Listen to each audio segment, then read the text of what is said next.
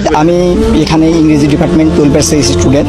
আমাদের দাবি আমরা এখন বর্তমানে এক দফাতে পৌঁছাইছি, সেটা হচ্ছে সকল প্রকার অযৌক্তিক এবং সকল প্রকার অযৌক্তিক কোটাগুলো, বৈষম্যমূলক কোটাগুলোকে দূর করে প্রথম থেকে চতুর্থ শ্রেণী পর্যন্ত যথাযথ কোটা সংস্কার করা। আর এখানে আমাদের হচ্ছে বিচার বিভাগের সাথে আমাদের কোনো সম্পর্ক নেই, আমাদের সম্পর্ক হচ্ছে নির্বাহী বিভাগের কাছে। কারণ আপনারা জানেন সংবিধানের 29 নম্বর অনুচ্ছেদে বলা হয়েছে সরকারি চাকরিক্ষেত্রে সকল নাগরিক সমান সুবিধা ভোগ করবে। কিন্তু এখানে আরও আছে যারা অনগ্রসর জনগোষ্ঠী আছে, তাদের জন্য একটা নির্দিষ্ট কোটা ব্যবস্থা থাকবে।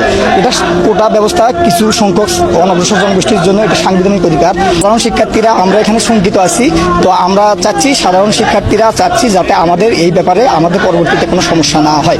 কারণ এখানে যে সমস্যাটি হয়েছিল সেই সমস্যাটি আমরা সাধারণ শিক্ষার্থী দায়ী না, এখানে তৃতীয় পক্ষ ভোগার কারণে তারা বাধা দেওয়ার কারণে এই পরিস্থিতি হয়েছিল। সুতরাং আমরা আশঙ্কা প্রকাশ করতেছি।